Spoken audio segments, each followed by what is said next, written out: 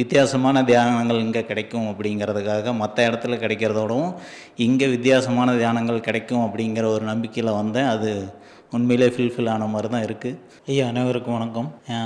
வாழ்க வளமுடன். என் பேர் வினோத்குமார். நான் ஒசூர்லேருந்து வரேங்க. நான் எப்படி இந்த ஒரு ஃபீல்டுக்குள்ளே வந்தேன் அப்படின்னா, இப்போது நமக்கு உடம்புல என்ன தான் சம்பாதிச்சாலும் விதவிதமாக டிஃப்ரெண்ட்டாக வியாதிகள் ஏதோ ஒரு சுச்சுவேஷனில் வந்துடுது. எப்படி என்ன ரீசன்னால் இந்த மாதிரி வியாதிகளெல்லாம் வருது அப்படிங்கிற மாதிரி ஒரு புரிதல் இல்லாமல் இந்த மாதிரி தேடுதல் இருக்கும்போது தான் ஆன்மீகம் அப்படிங்கிற ஒரு ஃபீல்டுக்குள்ளேயே நான் என்ட்ரானேன். ஸோ அது சம்மந்தமாக நிறையா தேடும்போது இப்போ ஒரு தேடுதல் இருக்கும்போது நமக்கு அதுக்கான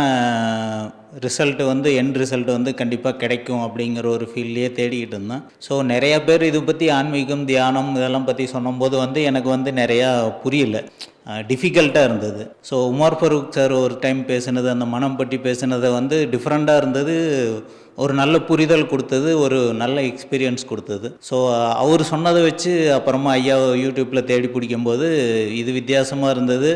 ஸோ மிக மிக ரொம்ப எளிமையாக இருந்தது, ரொம்ப சிம்பிளிசிட்டியாக இருந்தது. முக்தி பற்றி ஐயா எல்லாம் பேசும்போது நான் முக்திங்கிற ஒரு விஷயத்தை பயங்கரமாக ஃபீல் பண்ணியிருந்தோம். ஸோ ஐயா சொன்னது எல்லாத்தையும் உடச்சி போட்டுருச்சு.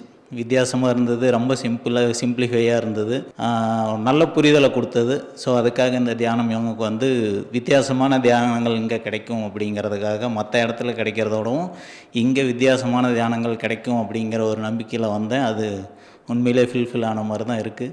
ஸோ இன்னும் ட்ரைனிங் எடுக்கும்போது நமக்கு இன்னும் அதுக்கான நல்ல ரிசல்ட் கிடைக்கும், ஒரு நல்ல வாழ்க்கை நமக்கு கிடைக்கும்னு ஒரு நம்பிக்கை. ஸோ இந்த பகவத் பாதை எல்லாத்துக்கும் ஒரு நல்ல வழியை ஏற்படுத்தி கொடுக்கும். இந்த மிஷனுக்கும் இந்த டீமுக்கு மாபெரும் நன்றி.